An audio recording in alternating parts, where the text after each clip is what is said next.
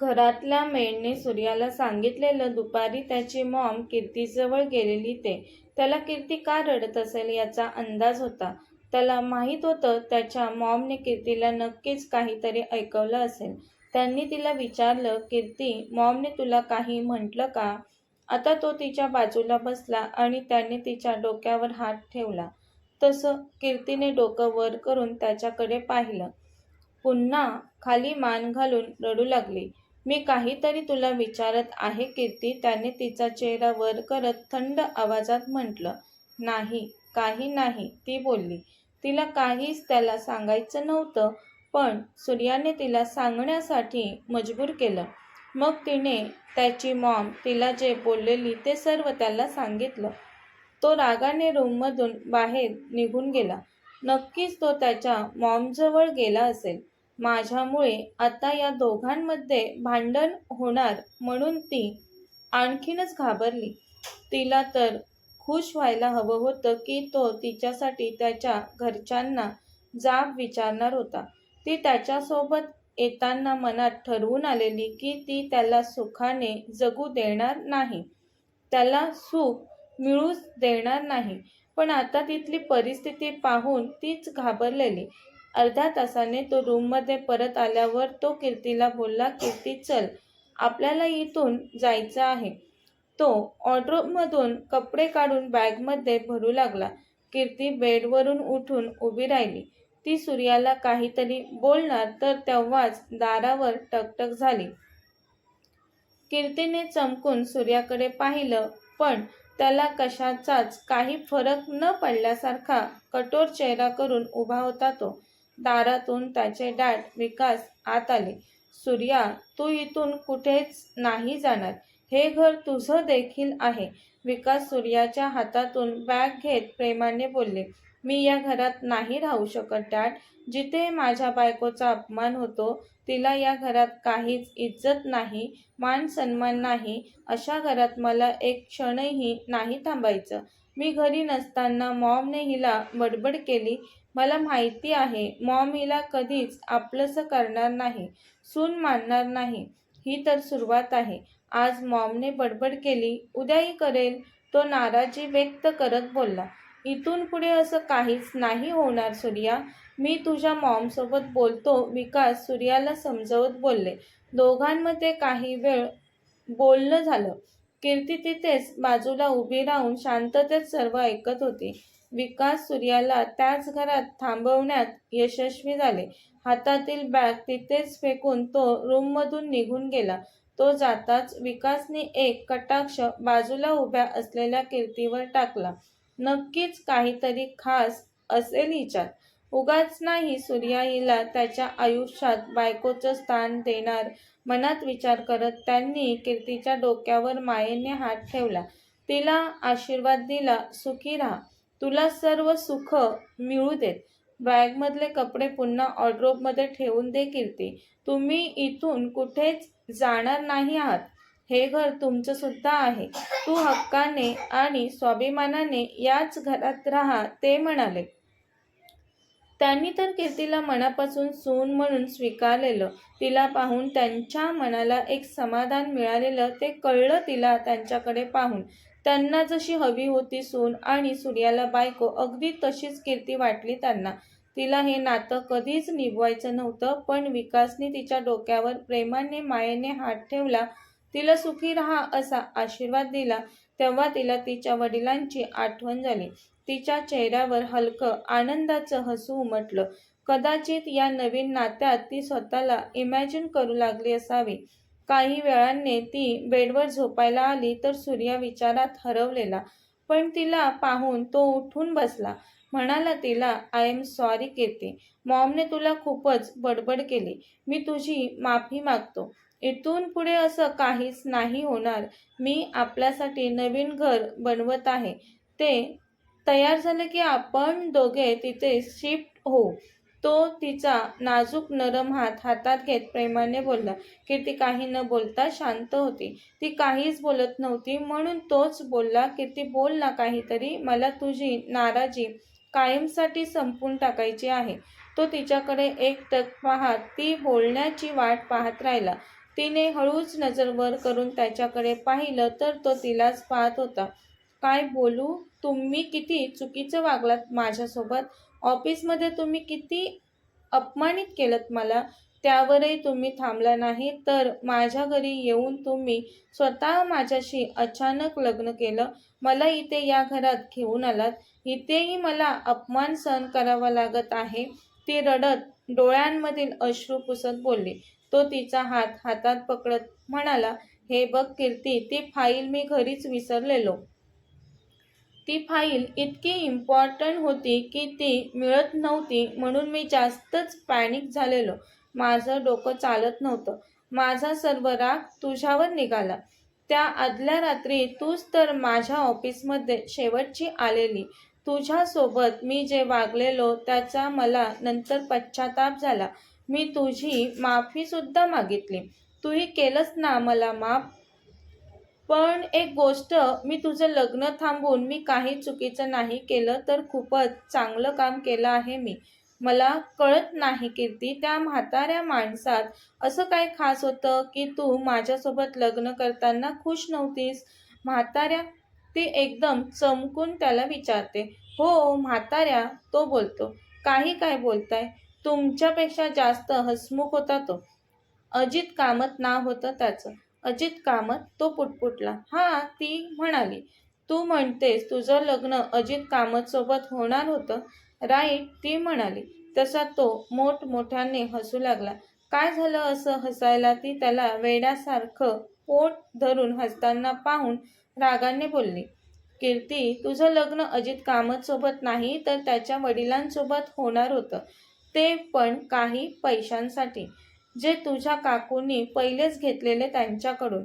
सूर्याच्या बोलण्यावर तर ती एकदम सुन्न झाली. काय? ती तोंडातल्या तोंडात पुटपुटली. हे तुम्ही खरं बोलत आहात? पण माझी काकू पैसे का घेईन? पहिल्यांदाच त्याच्यासोबत नॉर्मल आवाजात बोलली ती. म्हणून सूर्या तिच्याकडे पाहतच राहिला. तो खूपच जोरात हसल्यामुळे त्याच्या डोळ्यांमध्ये पाणी जमा झालेलं. त्याचं लांब नाक लाल झालेलं. कीर्तीला तर काहीच माहिती नव्हतं ते पाहून तो हसायचा थांबलेला होता. मला कळलेलं आधीच तुझी काकू तुला फसवत आहे. मी अजित कामतला खूपच चांगलं ओळखतो. तो बिझनेसमॅन आहे. त्याची आई खूप वर्ष अगोदरच मृत्यू पावली. अजित कामत आणि त्याची बहीण परदेशात असतात. वडील इंडियात असतात. ते एकटेच असल्यामुळे त्या दोघांनी वडिलांचं लग्न लावण्याचा निर्णय घेतला. मला जेव्हा कळलं तुझं लग्न अजित कामतच्या वडिलांसोबत होणार आहे तेव्हा मी तर हैराण झालेलो. मला जलन होत होती तुझ्यावर. का? तिने विचारलं त्याला. तो काही क्षण समोर पाहत राहिला. नंतर तिच्याकडे वळून म्हटला, ॲक्च्युली तू मला आवडायला लागलेलीस. म्हणूनच तर मी तुला ऑफिसमध्ये जॉब कर म्हणून फोर्स करत होतो. आवडायला तर तू मला, मी तुला पहिल्यांदाच पाहिलेलं तेव्हापासूनच लागलेली. पण मी स्वतःला समजलो नव्हतो. मनातून आवडलेलीस पण माझ्या मेंदूला ते पटत नव्हतं. फाईल सापडत नव्हती तेव्हा मी तुझ्यावर खूप चिडलो. पण मनात एक बेचैनी होत होती माझ्या. तुझ्यावर मी रागवलो पण माझं मन कशातच लागत नव्हतं. खूप अस्वस्थ वाटत होतं मला. तेव्हा कळलं मला की मी तुझ्यावर खूपच जास्त प्रेम करू लागलोय. मनातून खूपच आनंदी झालेलो मी. मला कळलेलं की मी तुझ्या प्रेमात आहे ते. त्या दिवशी मी आनंदाने ऑफिसमध्ये आलो. कधी तुला भेटतोय असं झालेलं मला. पण ऑफिसमध्ये आल्यावर कळलं की तू ऑफिसमध्ये नाही आलीस. मग मीच मॅनेजर राहुलला तुला कॉल करून तुला ऑफिसमध्ये बोलवलं आणि तुला ऑफिसमध्ये नोकरी कंटिन्यू करायला सांगितले. मी तुला सांगूनही तू दुसऱ्या दिवशी ऑफिसला नाही आलीस म्हणून मी तुझ्या घरी आलो. तिथे तुला लग्नासाठी तयार झालेलं पाहून धक्काच बसला मला. तुझ्यावर खूप राग येत होता मला कारण ऑफिसमध्ये तू मला बोलली नव्हतीस की तुझं लग्न आहे. मला माहीत होतं तुझं लग्न अजित कामतच्या वडिलांसोबत होणार आहे ते. पण इतक्या लवकर होणार ते नव्हतं माहीत. मी तुला नवरीच्या पोशाखात सजलेलं पाहून मी विरघळलो तुझ्यात. माझा मी राहिलोच नाही. पहिलाच मी तुझ्या प्रेमात होतो आणि तुला दुसऱ्या कोणाची होताना मी पाहूच शकत नव्हतो. मला सहन झालंच नाही ते. म्हणूनच मी त्या म्हाताऱ्या नवरदेवाला माझ्या मार्गातून हटवला आणि किडनॅप केलं त्याला. आपलं लग्न झाल्यानंतर त्याला मी सोडून दिलं. कीर्ती तर केव्हापासून त्याचं बोलणं ऐकत होती, थक्क झाल्यागत. ते सर्व ऐकून ती म्हणाली, मी कसा विश्वास करू की तुम्ही खरं बोलत आहात? स्वतःला या सर्वातून सोडवण्यासाठी तुम्ही माझ्याशी खोटं बोलत असाल. तिचं हृदय तर पहिलंच तुटलेलं सूर्याच्या तोंडून ते सर्व ऐकून. पण मनात एक आशा होती की सूर्या खोटं बोलत असेल. तिची काकू एवढी मोठी फसवणूक कशी काय करू शकते तिची, असं वाटत होतं तिला. मला पहिलंच माहीत होतं तुझा माझ्यावर विश्वास बसणार नाही. बोलतच त्याने मोबाईलमधील एक व्हिडिओ तिला दाखवला. तो म्हटला, हा बघ कीर्ती, तुझा होणारा म्हातारा नवरा किती आनंदाने तुझ्या घरी वरात घेऊन येत होता. माझ्या माणसांनी त्याला रस्त्यातूनच उचललं. ती तर तो व्हिडिओ पाहून थक्क झाली. तिने एक नजर सूर्याकडे पाहिलं आणि नजर झुकवली. मनातील भावना दाटून आल्या. काकू माझी एवढी मोठी फसवणूक करत होती, विचार करून रडू कोसळलं तिला.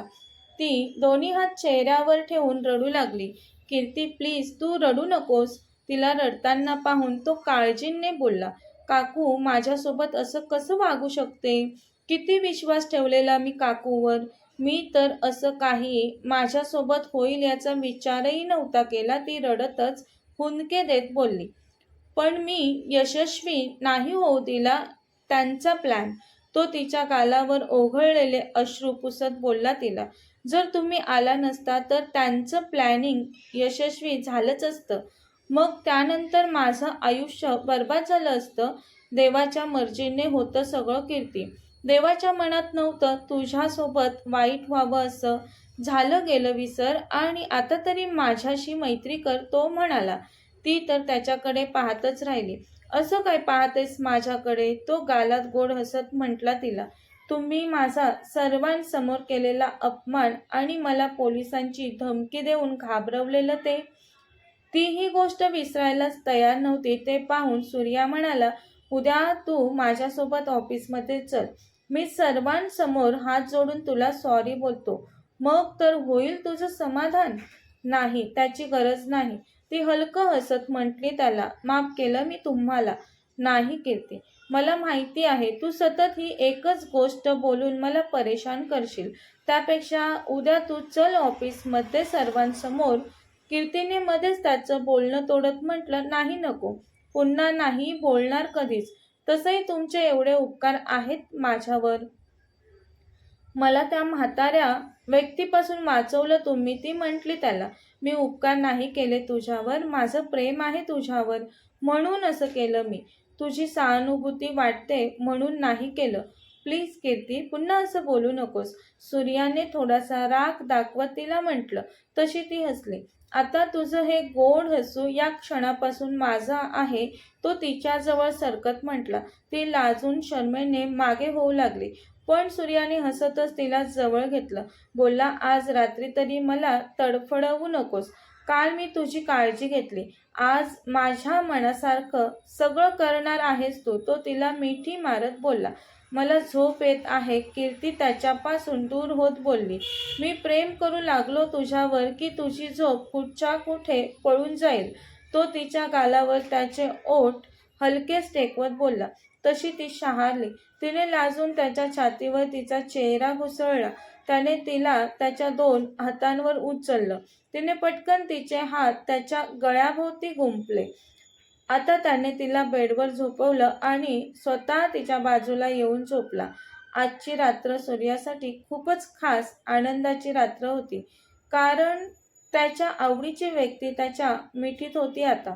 तो प्रेमाने तिला मिठीत कुरवाळत होता आणि त्याच्या स्पर्शात ती विरघळत होती. त्याने प्रेमाने तिचं मन जिंकून घेतलेलं. कीर्तीने मनापासून तिचं तन मन त्याला सोपवलं. कीर्तीचं नशीब खूपच चांगलं होतं. तिला संकटातून वाचवलेलं त्याने आणि तिच्यावर खूप जास्त प्रेमसुद्धा करत होता तो. तिने कधी विचारही केला नसेल, तरीही एवढा चांगला जीवनसाथी तिला सूर्याच्या रूपाने लाभला. कथा समाप्त. अशाच नवनवीन कथा ऐकण्यासाठी चॅनलला सबस्क्राईब करा. धन्यवाद.